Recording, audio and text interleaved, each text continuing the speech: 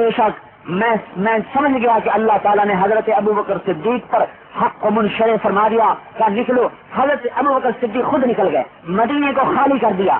ایک سفر فرمایا, پھر وہاں سے واپس آئے.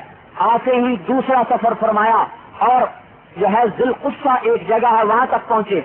وہاں سے اپنے عمال مقرر کیے اور وہاں سے واپس آئے تو طلحہ کے بھائی حبال نے حملہ کر کے مسلمانوں کو قتل کر دیا. ابو بکر صدیق کو پتہ چلا تو تیسری مرتبہ پھر نکلے.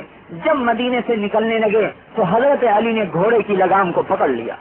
کہا یا خلیفہ رسول اللہ, اے خلیفہ رسول, میں تمہیں واسطہ دیتا ہوں اس بات کا جو حضور پاک نے آپ کو احد کی لڑائی میں کہی تھی. شم سیفک, تلوار کو نیچے کر لو. ولا تفجعنا بنفسک, اپنے قتل سے ہمیں برباد نہ کرو.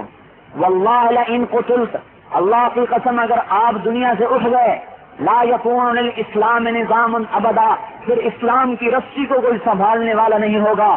حضرت ابو بکر صدیق نے فرمایا اے علی میرا راستہ چھوڑ دے. لن اقبل نصیحتک فی نفسی, میں اپنے بارے میں کسی کی بات نہیں سننے والا. اور خود نکل گئے. ذی القصہ پر پہنچے اور پھر چوتھی مرتبہ پھر وہاں سے واپس آئے. چوتھی مرتبہ پھر نکلے. میرے بھائیوں, صحابہ کہا کرتے تھے کہ کبھی وہ دن بھی آئے گا کہ رات کو چین سے سو سکیں گے اور کبھی وہ دن بھی آئے گا کہ پیٹ بھر کے کھانا کھا سکیں. لیکن میرے بھائیوں, ان کی بھوک پیاس نے آج ہم کو کرنے والا بنا دیا. اگر وہ ہماری طرح دکانوں کے نقشے سجاتے اور ہماری طرح کاروبار کرتے تو آج دنیا میں دین زندہ نہ ہوتا. چوتھی مرتبہ نکلے اور سارے صحابہ کو پورے ملک عرب میں پھیلا دیا. حضرت خالد ابن ولید کو بھیجا, جاؤ تم طلحہ کی طرف. حضرت اکرمہ بن ابی جہل کو بھیجا مسیلمہ کذاب کی طرف. اور حضرت شرحبیل ابن حسن کو بھیجا یمامہ کی طرف. حضرت عمرو بن عاص کو بھیجا شام کی حدود کی طرف. اور حضرت حذیفہ بن محسن کو بھیجا مسقط کی طرف. اور حضرت عرفجہ بن حرسمہ کو بھیجا مہرہ کی طرف. اور حضرت طریف ابن حاجز کو بھیجا مکہ اور مدینہ کے درمیانی علاقے کی طرف. اور حضرت علاء بن حضرمی کو بھیجا وہ بحرین کی طرف. اور حضرت مہاجر بن ابی امیہ کو بھیجا یمن کی طرف. اور حضرت نعیم بن سوید بن مقرن کو بھیجا شمالی یمن. اور حضرت موت کی طرف 11 لشکر سارے ملک میں پھیلا دیے. اکیلے مدینے میں چند لوگ, سارا مدینہ خالی. 11 لشکر صحابہ کے چکر کھا رہے ہیں گھر سے دور, ملک سے دور. حضرت اکرمہ کو شکست ہوئی اور وہ واپس لوٹے. حضرت ابو بکر صدیق کا پیغام آیا, یا تو اللہ کے دین کے لیے مر جا یا مجھے اپنی شکل مت دکھا.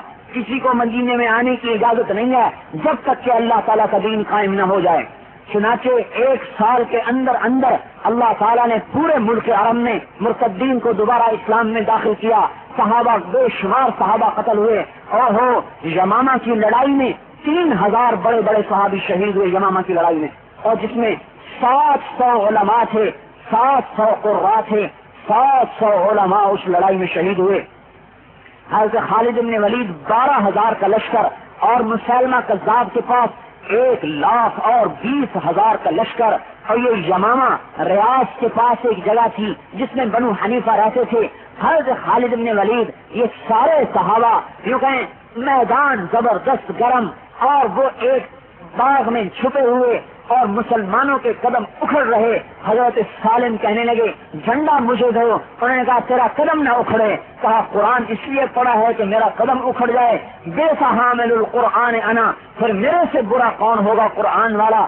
گڑھے کو کھودا اور اسی نے لڑتے لڑتے جان دی. حضرت زید بن خطاب نے گڑھے کو کھودا اور اس نے گر کے جان دی. لڑتے لڑتے شہید ہوئے. جب یوں دیکھا کہ مسئلہ حل نہیں ہوتا تو حضرت تو بڑے بڑے صحابہ نے کہا خلصنا یا خالد, خلصنا یا خالد, اے خالد ہمیں الگ کرو, ہمیں الگ کرو. 3000 انصار و مہاجرین الگ ہوئے اور جان کو ہتھیلی پر رکھ کر یہ آگے بڑھے. ایک صحابی ابو عقیل ہیں, غربا میں فقراء میں سے, سینے پر تیر لگا, گرے. جب حضرت خالد سے کہا گیا کہ ہمیں الگ کرو تو آواز لگی یا للانصار یا للانصار، اے انصار ایک طرف ہو جاؤ. تو ابو عقیل گھسٹنے لگا. حضرت عبداللہ ابن عمر نے کہا ابو عقیل کہاں جاتے ہو؟ کہنے لگا آواز لگ رہی ہے یا للانصار وانی من الانصار. انہوں نے کہا ارے وہ تمہیں تھوڑا ہی بلا رہا ہے، وہ تو جاندار صحت مندوں کو بلا رہا ہے. کہا نہیں، اس نے کہا ہے یا للانصار وانی من الانصار، میں تو جاؤں گا ہر حال میں. تھوڑا سا گھسٹے، زخم پھٹا، خون بہنے لگا. کہا اے ابن عمر مجھے پتھر پہ بٹھا دیں، مجھے پتھر پہ بٹھا دیں. حضرت عبداللہ ابن عمر نے پتھر پہ بٹھایا. حضرت ابو عقیل نے آواز لگائی کرت ان کا کرت حنین، اے انصار آج حنین کی یاد تازہ کرو. بس یہ قربانی کی آواز جو لگی تو صحابہ کی ایک ٹولی آگے کو بڑھی. براء ابن مالک اور ابو دجانہ اور خالد ابن ولید اور یہ بڑے بڑے صحابہ یہ آگے بڑھے. حضرت براء نے کہا پھینکو مجھے ان کے اندر. انہوں نے ڈھال پہ بٹھا کے اٹھا کے اندر پھینکا. حضرت براء ابن مالک نے جا کے دروازے کو کھولا اور مسلمانوں کو اللہ پاک نے وہاں پر فتح نصیب فرمائی. اور مسلمہ کذاب 140 برس کی عمر میں قتل ہوا. حضرت وحشی نے اسے قتل کیا. اور وحشی کہا کرتے تھے کہ میں نے اسلام سے پہلے سب سے اچھے انسان کو قتل کیا اور اسلام لانے کے بعد سب سے برے انسان کو قتل کیا. حضرت حمزہ کے قاتل اور پھر ادھر وحشی، ان کس کا قاتل بنا؟ مسلمہ کذاب کا. ارے میرے بھائیوں دیکھو حضور پاک صلی اللہ علیہ وسلم کے درد اور غم کو. آپ کو ایک درد تھا کہ امت دوزخ سے بچ جائے اور مسلمان جنت میں جائے، ایک ایک کافر جنت میں جانے والا بن جائے. یہ غم نہیں تھا، یہ درد نہیں تھا کہ ان کی روٹی کا کیا بنے گا، ان کے پانی کا کیا بنے گا. آپ نے صف دیکھی گری پڑی ہے. نماز لمبی پڑھتے تھے، لمبی صورت پڑھتے تھے، سلام پھر صف کی صف گری پڑی ہے. فرمایا مجھے اس کا کوئی خوف نہیں کہ تم گرے پڑے ہو، مجھے اس دن کا خوف ہے جب تم دنیا کی دوڑ لگاؤ گے اور اس میں ہلاک ہو جاؤ گے. اور اگر تمہیں پتا چل جائے کہ تمہارے رب نے اس فقر فاقے پر تمہارے لیے کیا تیار کر کے رکھا ہے تو تم کو اور زیادہ ہو جائے اور زیادہ ہو جائے. یہ وحشی احد کی لڑائی میں حمزہ کون تھے؟ چاچے. حمزہ کون تھے؟ بھائی، رضائی بھائی. سویبہ کا حمزہ نے بھی دودھ پیا اور حضور پاک نے بھی دودھ پیا. اور حضرت عبداللہ کا اور حضرت عبداللہ کے والد عبد المطلب دونوں نے دودھ پیا اور حضور پاک نے بھی دودھ پیا. اور حضرت عبداللہ کا اور حضرت عبداللہ کے والد عبد المطلب دونوں نے، عبد المطلب نے ایک ہی دن میں اپنا بھی نکاح کیا اور اپنے بیٹے کا بھی نکاح کیا. عربوں میں تو دستور تھا، بہت سی شادیاں کرتے تھے. تو حضور صلی اللہ علیہ وسلم کے والد کی اور عبد المطلب کی ایک ہی دن شادی ہوئی، نئی شادی. تو جو نئی شادی کی تھی اس سے حمزہ پیدا ہوئے اور عبداللہ سے حضور صلی اللہ علیہ وسلم پیدا ہوئے. ہم عمر بھائیوں کی طرح دودھ پیا، چاچے بھی، بھائی بھی، دوست بھی، حبیب بھی، انیس بھی. اور جب ابو جہل نے وادی میں آپ کو ہاتھ سے پکڑ کے گھسیٹا اور آپ کے گریبان کو پھاڑا اور آپ کو تھپڑ مارے اور آپ کو گالیاں دی اور سارے لوگ دیکھ رہے ہیں کہ اللہ کا رسول کیسی تکلیف اٹھا رہا ہے، تو حضرت حمزہ کی باندھی یہ تماشا دیکھ رہی تھی. شام کو حمزہ آئے، ارے ابا عمارہ، ارے ابو عمارہ، ارے آج تو دیکھتا تیرے بھتیجے کے ساتھ کیا سلوک ہوا. کہنے کہ کیا ہوا؟ کہ ابو جہل نے مارا اور ابو جہل نے گھسیٹا اور یہ کہ اچھا. کمان اٹھائی، حرم میں آئے، ابو جہل بیٹھا تھا، سر میں زور سے ماری. تیرا ستیہ ناش، تو میرے بھتیجے کو کمزور سمجھ کے مارتا ہے، میں بھی اس کے کلمے کو پڑھتا ہوں.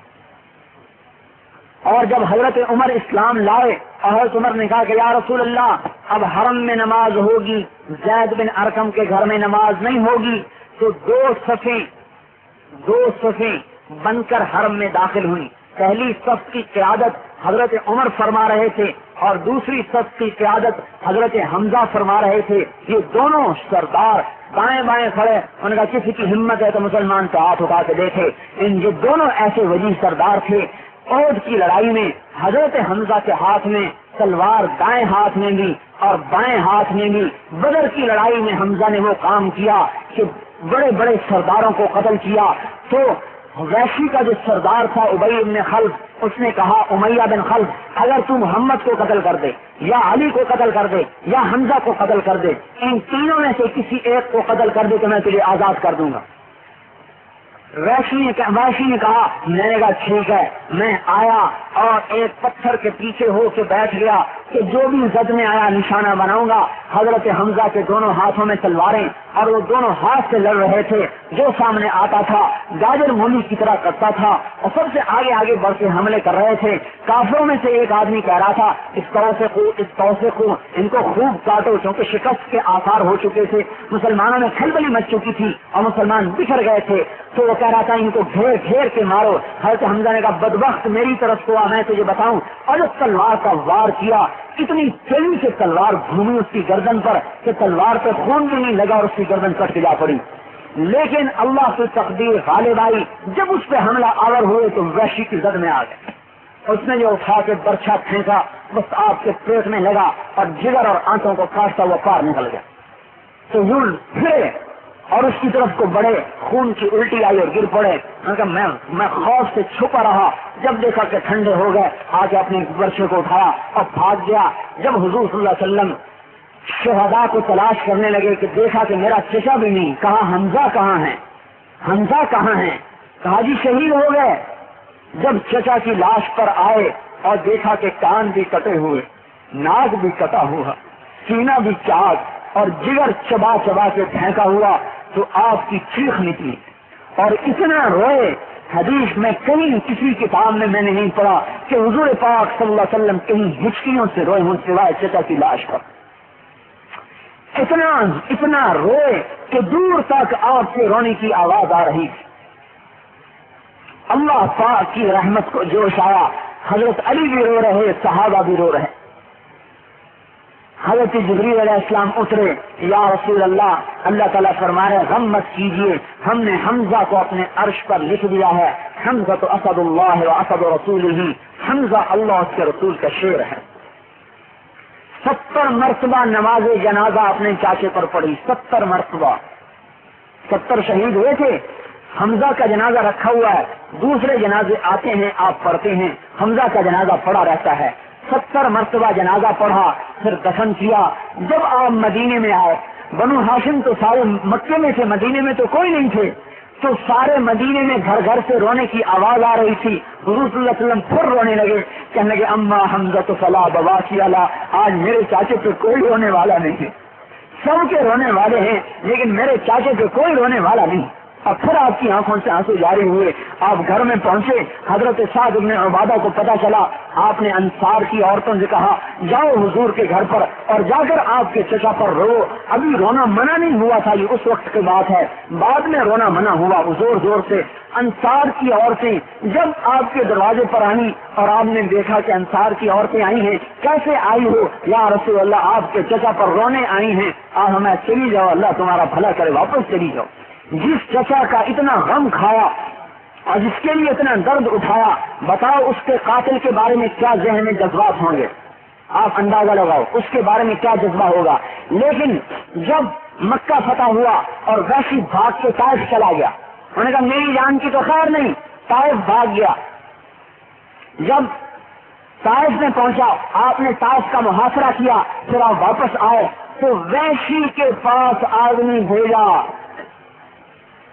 ارے بھائی چلے لگانے والے سن رہے ہو کہ نہیں سن رہے؟ وحشی کے پاس آدمی بھیجا کہ اے وحشی کلمہ پڑھ لے تو بھی جنت میں چلا جائے گا۔ وحشی کے پاس طائف میں آدمی بھیجا، وحشی کلمہ پڑھ لے جنت میں چلا جائے گا۔ اپنے چاچے کے قاتل کا بھی درد ہے کہ یہ جنت میں چلا جائے، دوزخ سے بچ جائے۔ آگے وحشی کی سنو، وہ کہتا ہے میں کلمہ پڑھ کے کیا کروں گا؟ تیرا رب کہتا ہے جو زنا کرے، قتل کرے، شرک کرے دوزخ میں جائے گا، میں نے یہ سارے کام کیے ہیں۔ حل تجد لی من رخصت، کوئی اور راستہ بتاؤ۔ وہ آدمی نے آ کے پیغام سنایا، آپ نے دوبارہ آدمی بھیجا۔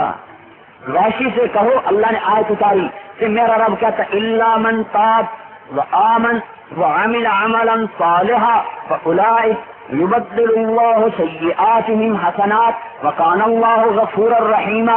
جو ایمان لے آئے توبہ کر لے، عمل اچھا کرے، اس کی برائیاں نیکیوں میں تبدیل ہو جائیں گی۔ ویشی اب تو ایمان لیا، جواب میں ویشی نے جواب بھیجا کہ یہ شرطیں بڑی سخت ہیں، ایمان توبہ عمل میرے سے نہیں ہو سکتی، کوئی اور راستہ بتاؤ۔ یہ میرے بھائیوں ذہن میں رکھو کہ یہ بات کس سے ہو رہی ہے؟ چاچے کے قاتل سے، اس سے کہ جس نے سب سے بڑا درد پہنچایا۔ حضور صلی اللہ علیہ وسلم طائف میں گئے، پتھر کھائے، لیکن آپ کی چیخیں نہیں نکلی، چاچے کی لاش کو دیکھ کر چیخیں نکل گئی۔